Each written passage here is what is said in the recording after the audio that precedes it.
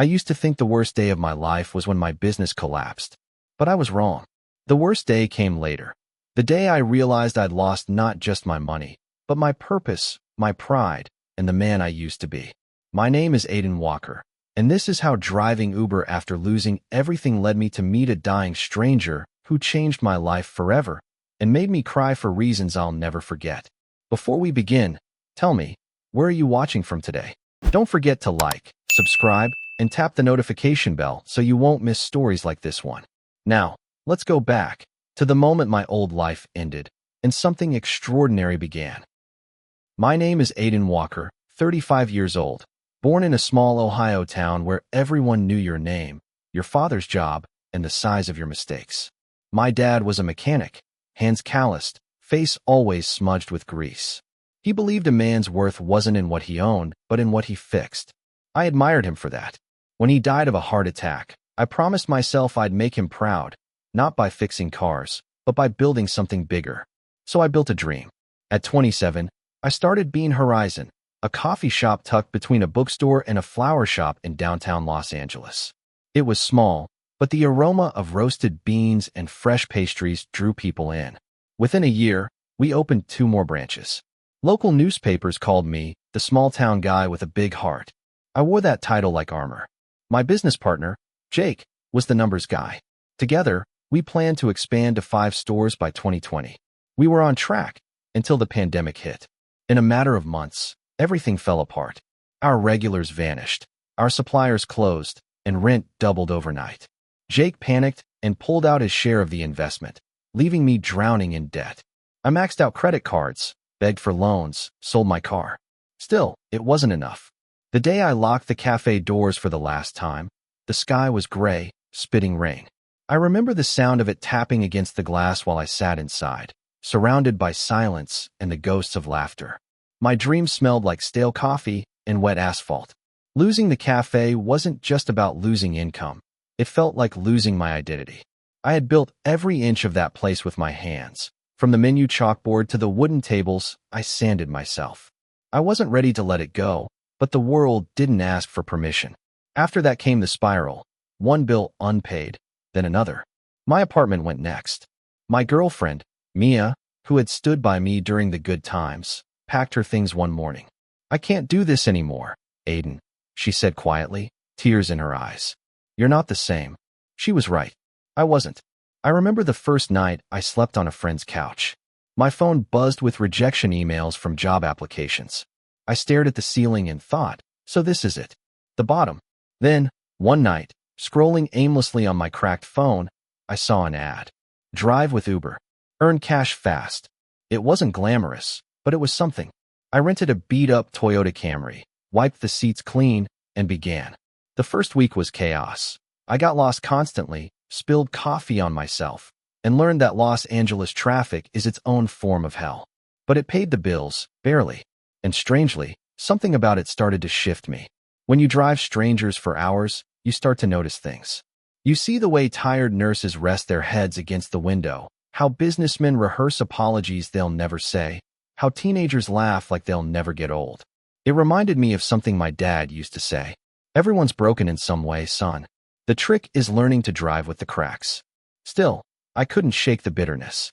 Every morning, I'd wake up in my cheap one-bedroom apartment with peeling paint and whisper, "This isn't who I was supposed to be." One night, sitting in the car between rides, I opened my old business folder on my phone, photos of Bean Horizon, customer reviews, snapshots of smiling faces. I scrolled until tears blurred my vision. I didn't know what I was searching for, maybe a reason to keep going. That's when the Uber app pinged. It was late, rain tapping against the windshield, city lights reflecting on the wet asphalt. My gas tank was almost empty. The request came from St. Mary's Private Hospital, destination, Beverly Hills. A long trip, good pay. The rider's name, Franklin D. For a moment, I hovered over the decline button. I was exhausted. But something about that name, that location, made me hesitate. Maybe it was intuition or fate, or just the quiet nudge of the universe saying, go. I sighed, hit accept, and turned the car toward the hospital. The drive there felt heavier than usual. The streets glistened, and the smell of wet pavement filled the air. When I pulled up to the entrance, I saw him, an old man in a perfectly tailored coat, holding a small oxygen tank. His hands trembled slightly as a nurse helped him down the steps. He looked fragile but dignified, like someone who had seen everything life could offer and still carried it with grace. The nurse smiled at me through the rain. "Please be patient with him," she said. The old man, Franklin Davis, turned toward me with a faint smile. "Front seat, if you don't mind," he said. "I like to see where I'm going." His voice was raspy but warm. I opened the door, helped him in, and adjusted his seatbelt around the oxygen tube. "Beverly Hills, right?" I asked, glancing at the destination on the app. He nodded. "Yes. It's been a long time since I went home." I didn't know what he meant then. I thought it was just another ride, another passenger. But as the rain drummed softly on the windshield and the wipers kept their slow rhythm, I felt something different. Something about his presence, steady, calm, filled the air with quiet weight. I didn't know it yet, but that night, my life was about to change forever. That morning began like every other day in my new life, with the dull hum of exhaustion and the faint smell of cheap coffee. The sun hadn't yet risen, but the city was already alive. Los Angeles never really slept. It just changed its noise. I sat on the edge of my unmade bed, scrolling through the Uber driver app, watching the little bar that showed how much I'd earned this week. $212. Not enough to pay rent. Not even close. The room was small, cracked walls, a humming refrigerator in the corner, and a single photo of my dad on the desk. He smiled at me from that frame like he still believed I'd figure things out. Some mornings, I believed it too. Most mornings, I didn't. I showered, put on my faded blue hoodie, and stepped into the cool air. The city smelled of wet pavement and gasoline. My car, the old Camry, waited like a loyal friend who had seen too much. I started the engine, and the dashboard lights flickered to life. The first passenger of the day was a young woman heading to her job at a diner. She looked half asleep, her uniform wrinkled, her eyes hollow from working double shifts. "You ever feel like life's just one long shift?" she murmured. I smiled in the mirror. Every day. Next was a businessman, loud, impatient, constantly yelling into his phone. He tossed a few bills onto the seat when we stopped and stormed out without a word. I watched him go and thought, that used to be me, always rushing somewhere, never really arriving. By midday, the sky turned gray, the kind of dull gray that makes the whole world feel heavy. The rain began softly, just enough to blur the edges of buildings and make the streets shine like silver ribbons. As I drove, I started noticing the little details most people missed, the way raindrops collected on stop signs, how pedestrians huddled under awnings, how a stray dog shook itself dry near a crosswalk. Driving gave me time to observe life from behind the glass, like I was watching a movie that I no longer starred in. Around 7 p.m., I pulled into a gas station to fill up. I checked my balance again, $7.38 in my account. I sighed. My stomach growled. I bought a cheap sandwich and ate it in the car, staring at the rain streaking down the windshield. Then came the ping. New ride request. Pick up, St. Mary's Private Hospital. Drop off, Beverly Hills. Passenger, Franklin D. It was a long ride, about an hour, depending on traffic. Normally, I avoided long trips at night. The fuel cost alone wasn't worth it. But something about the name stopped me. Franklin D. It felt significant, though I didn't know why. For a few seconds, my thumb hovered over the decline button. Then I heard my father's voice in my head. "You never know which small decision will change your life, kid." So I accepted. The drive to the hospital was quiet. The rain grew heavier, drumming steadily on the roof. By the time I pulled into the circular driveway of St. Mary's, my headlights reflected off the slick marble steps. The place looked more like a hotel than a hospital. Polished glass, warm lights glowing from inside. And then I saw him. An old man stood near the entrance, leaning on a cane with one hand and holding an oxygen tank in the other. He wore a dark overcoat, perfectly tailored, though the collar was damp from the mist. His silver hair was neatly combed, and his face, though wrinkled, had an unmistakable dignity. A nurse stood beside him, gently adjusting the strap of his oxygen tube. When she saw me, she smiled tiredly. "Uber for Mr. Davis?" I nodded and stepped out, holding an umbrella over them. The old man looked up at me with pale blue eyes that seemed to hold stories too heavy to tell. "You must be Aiden," he said softly, reading my name from the dashboard app, thank you for coming. His voice had a kind of weight to it. Not sadness, exactly, but age. The kind that only comes from carrying too much for too long. Front seat, if you don't mind, he added. I like to see where I'm going. It was unusual. Most riders sat in the back, especially older ones. But something about his request made sense. He didn't want to be chauffeured. He wanted connection. I helped him into the seat, careful with the oxygen tube, and placed the small tank by his feet. The nurse handed me a folded blanket. He gets cold easily, she whispered. When I closed the door, Franklin turned to me. Beverly Hills, please, he said, his voice faint but steady. Yes, sir. As I pulled out of the hospital driveway, the windshield wipers clicked rhythmically, slicing through the rain. Franklin gazed out the window at the blur of lights. His reflection in the glass looked ghostly, a man halfway between this world and somewhere else. After a few minutes, he spoke. You drive for a living, Mr. Walker? Yes, sir. You like it?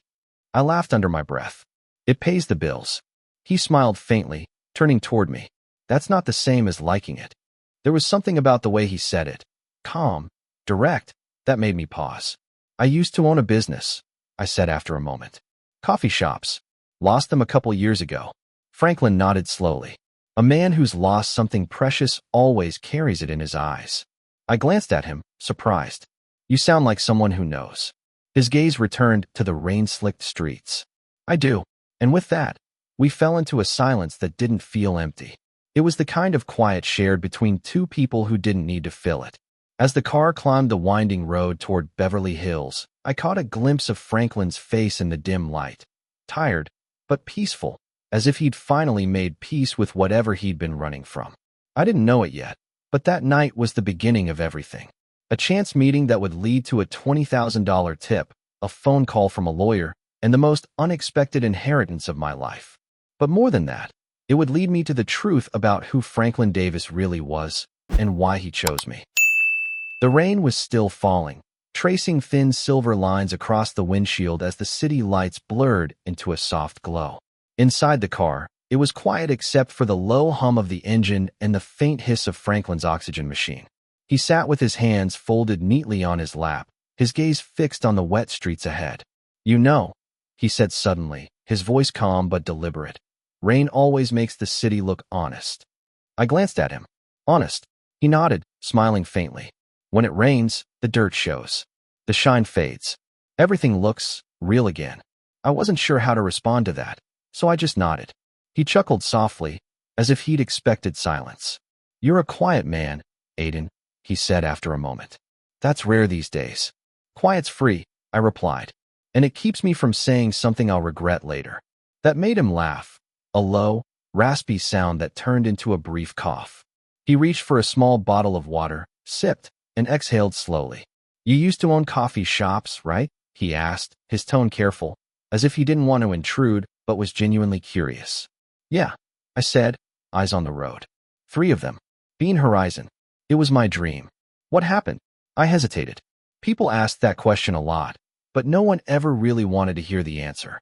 Still, there was something about Franklin that made me want to tell the truth. Bad timing. Worse luck, I said finally. The pandemic hit, my partner pulled out. I tried to keep things going, but everything just fell apart. Franklin listened quietly, nodding. His expression didn't change. No pity, no surprise, just understanding. I lost my business, I continued. Then my home, then my relationship. You think when you hit bottom, you'll know it, but the truth is, you never really stop falling. He turned his head slightly, studying me. And yet here you are? Still driving. I shrugged. Bills don't care about pride. Franklin smiled again, faintly. You remind me of someone I lost. That sentence hung in the air between us. I wasn't sure if I should ask who. His tone wasn't sad. It was nostalgic, almost tender, like remembering a melody you used to hum as a child. I'm sorry, I said quietly. He shook his head. Don't be. You didn't do anything wrong. The road curved upward into the hills. The rain eased into a mist, and the city spread out below like a sea of tiny, flickering lights. Franklin stared out the window, his face reflected faintly in the glass. I had a son once, he said suddenly. He would have been about your age now. I stayed silent, not wanting to interrupt. He was stubborn, brilliant, but impatient. Wanted to prove to the world he could make it without me. We argued one night. Terrible things were said. He left. Never came back. His voice trembled slightly. I searched for years, Aiden. Every city, every corner. I even hired investigators. Nothing. He just disappeared. The only sound was the rhythmic swish of the wipers. I think about him every day, Franklin said softly. Wonder if he ever forgave me. Wonder if he's even alive. I swallowed hard, feeling a knot form in my throat. I'm sure he'd want you to forgive yourself, I said. He smiled sadly. You're kind. But some debts don't get paid in this lifetime. We drove in silence for a while after that. There was something sacred about the quiet.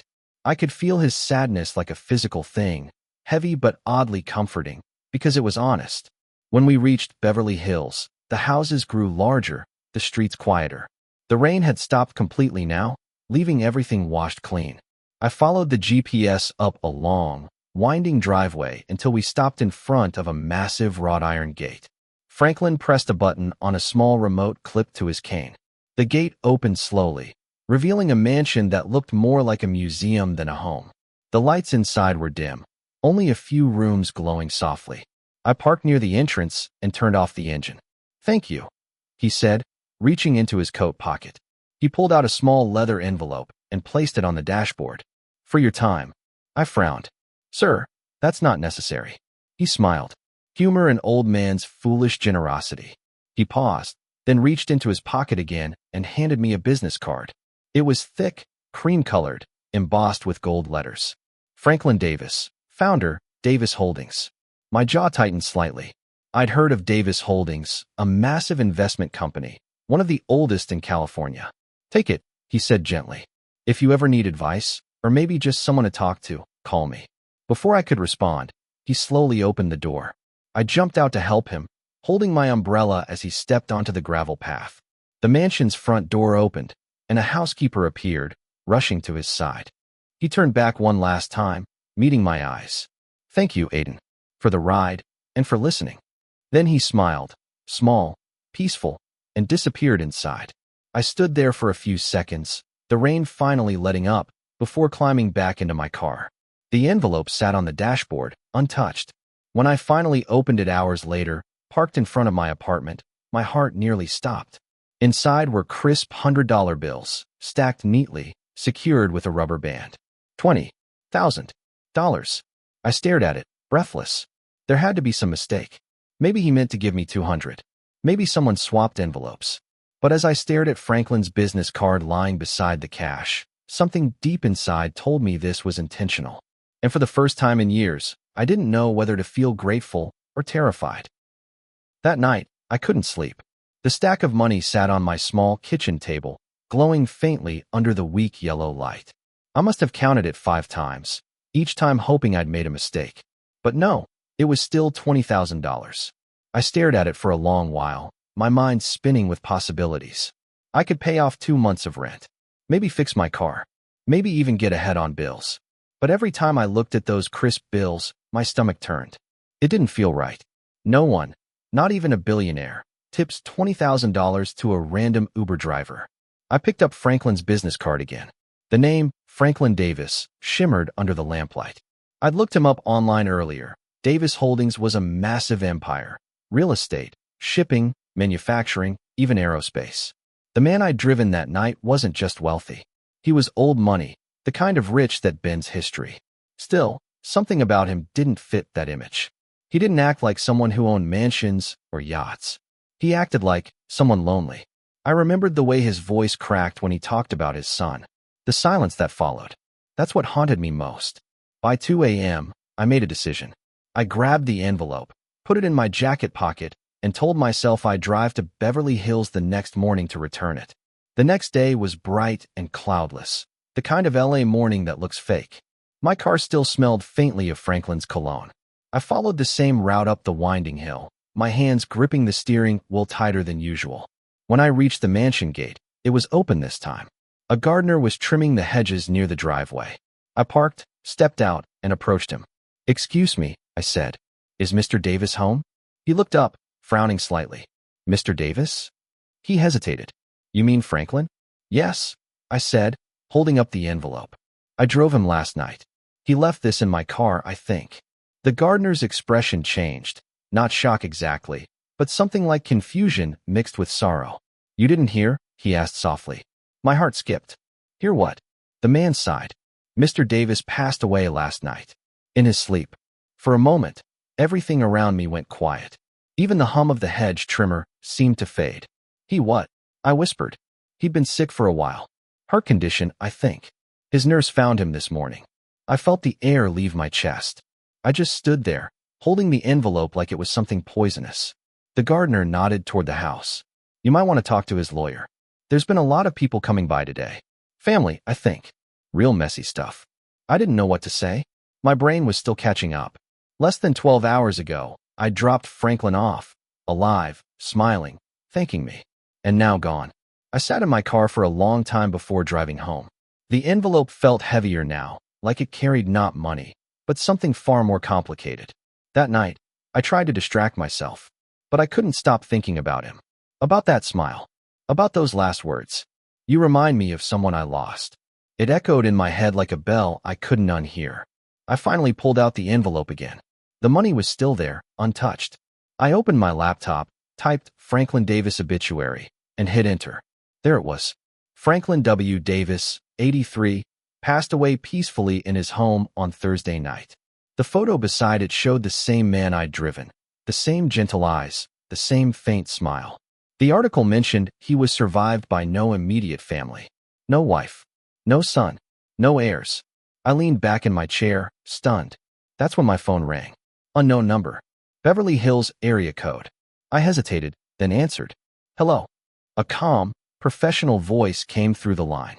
Is this Aiden Walker? Yes. My name is Richard Allen, attorney for the late Mr. Franklin Davis. I believe you met him yesterday evening. I swallowed. Yes, I did. Mr. Walker, the man said. I'm calling because Mr. Davis made some unexpected changes to his will shortly after returning home from your drive. What do you mean? He named you, Aiden Walker, as the sole beneficiary of his estate. For a moment, I thought it was a prank. I laughed nervously. That's got to be some kind of mistake. I understand how unusual this must sound. The lawyer continued evenly. But I assure you, it's quite real. Mr. Davis signed the documents with full mental clarity, witnessed, and notarized. I gripped the edge of my desk.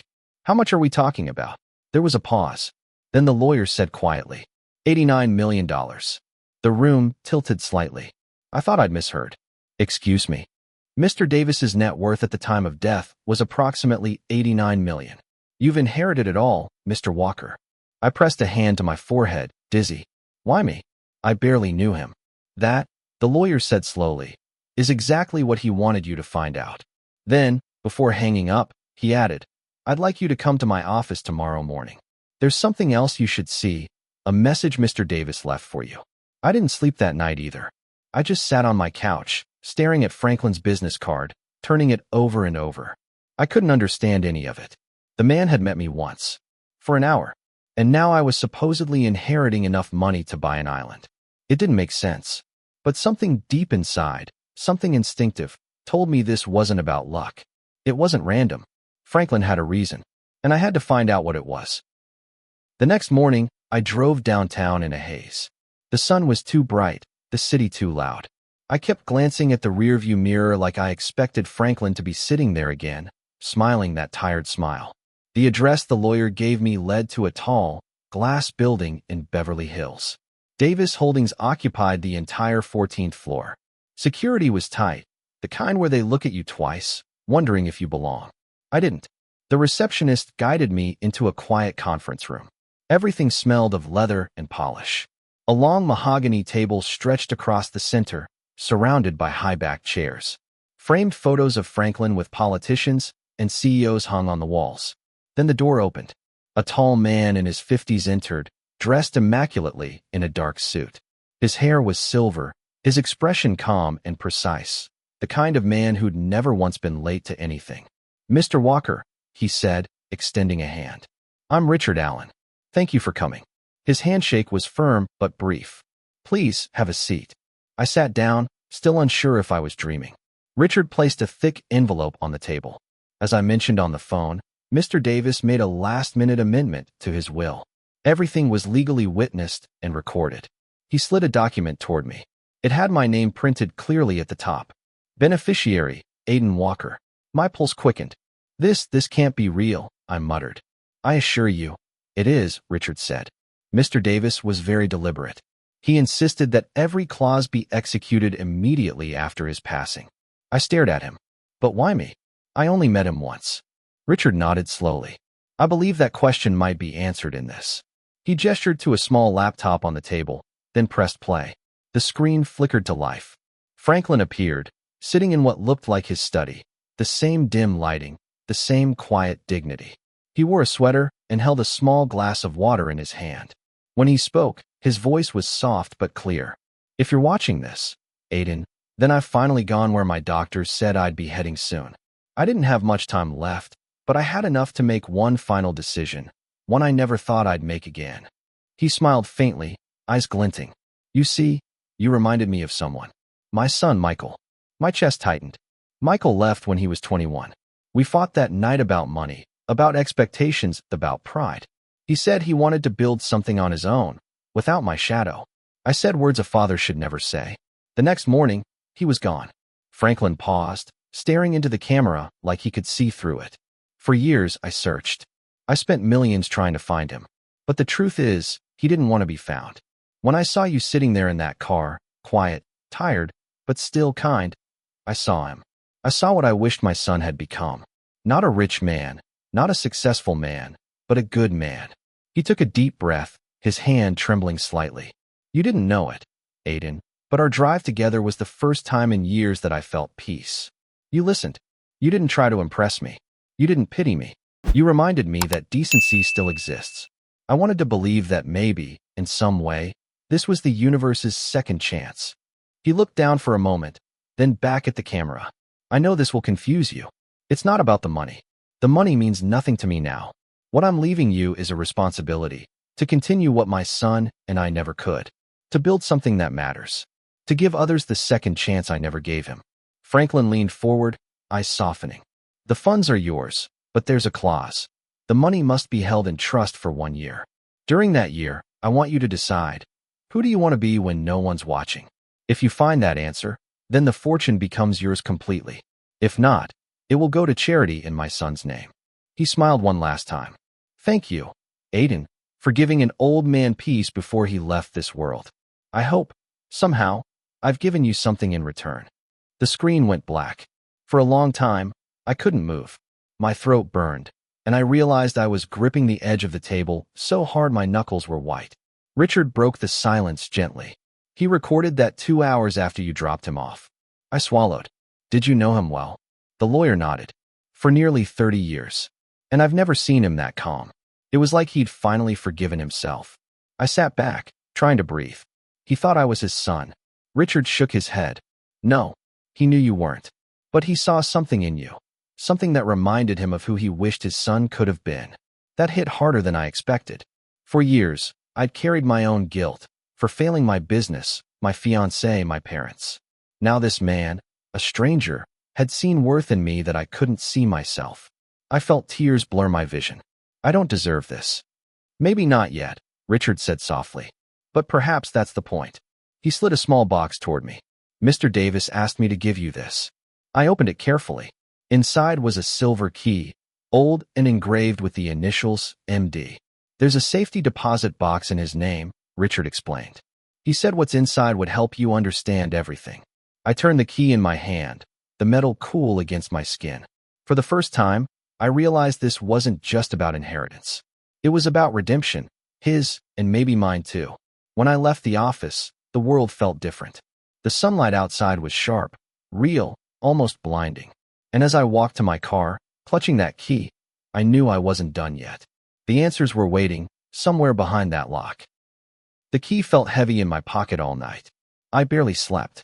Every time I closed my eyes, I saw Franklin's face on that screen, calm, forgiving, almost fatherly.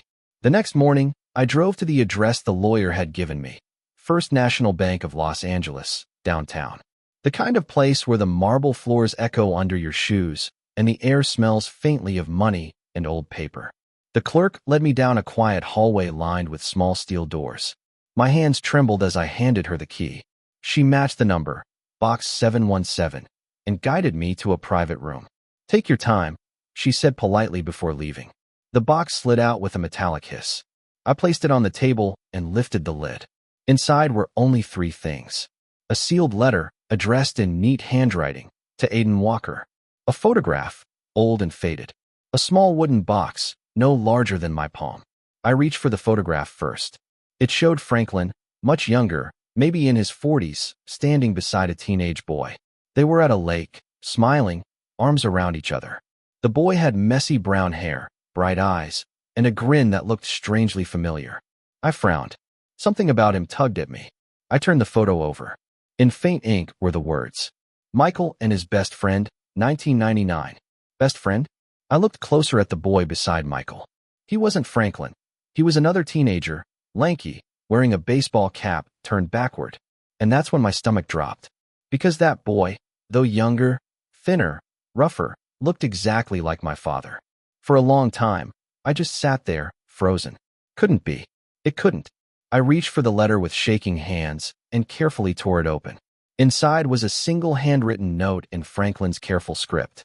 "Aiden, if you are reading this, then I am gone, and the truth can finally belong to you. Years ago, before I lost Michael, there was another boy who used to spend every summer at our lake house. His name was Daniel Walker, your father. He and Michael were inseparable, brothers in all but blood. One night, there was an accident. The boys were out past curfew, driving my boat without permission. They hit a rock, and Michael was thrown overboard. By the time we reached him, it was too late. Your father blamed himself. He ran away that same night. I never saw him again. I spent years angry at him, blaming him, hating him, until hate turned into something colder, regret. When you picked me up that night, I didn't just see my son. I saw Daniel's eyes. The same guilt, the same quiet kindness. I realized, in that moment, the universe had sent me one last chance to make peace. Not with my son, but with the boy who survived, through you." I felt the air rush from my lungs. The words blurred as tears filled my eyes. That is why I changed my will. The money, the trust, the responsibility, it's not repayment. It's forgiveness. For him. For me. You, Aiden, are the bridge between what was broken and what can finally be whole again. Please, use what I've left to build something good. Something your father and my son would have been proud of. You reminded me that the heart always finds its way home. Franklin Davis. I couldn't read anymore. The page slipped from my hands, fluttering to the table. I leaned forward, pressing my palms against my face, sobbing quietly into the stillness of that small room. Franklin hadn't chosen me randomly. He'd chosen me because of my father. Because of a tragedy buried decades ago, one I never even knew existed. I opened the small wooden box next. Inside was a gold locket, tarnished with age. I clicked it open, and inside were two tiny photos, one of Michael and one of my father, younger, smiling, arms around each other. Underneath was a folded note card that simply said, "Two boys, one mistake. Two fathers, one forgiveness." I couldn't stop crying. For years, I'd blamed myself for every failure, every fall, my business, my relationship, my own sense of worth. And now, here was this man, this stranger, telling me that my existence had healed something broken long before I was born. I don't know how long I sat there. When I finally left the vault, the clerk gave me a gentle nod, probably wondering why my eyes were red. Outside, the city was bright again, traffic buzzing, people rushing everywhere. But everything looked different now, softer, quieter. I stopped by a park bench, sat down, and pulled out my phone. There was one number I hadn't called in weeks, my father's. We hadn't spoken since my business failed. My thumb hovered over the screen for a moment before I finally hit call. He answered after 2 rings. "Aiden." His voice was cautious. "Hey, Dad," I said quietly, tears threatening again. "I found someone who knew you. A long time ago." There was silence on the line. Then, softly, "Franklin." I closed my eyes. "Yeah." He didn't speak for nearly a minute. I could hear his breathing. Then, in a cracked whisper, he said, "He forgave me." I nodded, even though he couldn't see me. He did, and I think he forgave himself too. That was the first time in years I heard my father cry. And somehow, for both of us, That sound felt like freedom. That night, I placed Franklin's photo and the locket on my nightstand. The letter, I kept folded in my wallet, not as proof of wealth, but as proof that forgiveness can travel farther than time itself. The $89 million didn't feel like money anymore. It felt like purpose, and I finally knew what I wanted to do with it. The following weeks felt unreal.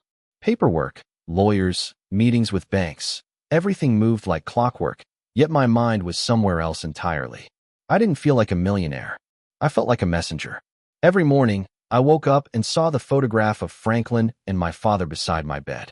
The locket glimmered faintly in the morning light, and each time I looked at it, I remembered Franklin's final words. Use what I've left to build something good, something they'd be proud of. So I did. I used part of the inheritance to create a foundation, the Davis Walker Foundation, dedicated to helping small business owners rebuild after failure. I called it Second Chances, because that's what Franklin gave me, what he gave my father, and, in a way, what life had always been trying to give me. If only I'd stopped blaming myself long enough to see it. The first day the foundation opened, I stood outside the renovated building, an old auto shop turned community workspace, and watched people walk through the doors. Single mothers learning bookkeeping, veterans learning coding, young dreamers pitching their first startup ideas. I could almost hear Franklin's voice again, that gentle laugh, saying, "See? You found your way home." Inside, I placed his letter in a glass frame on the wall.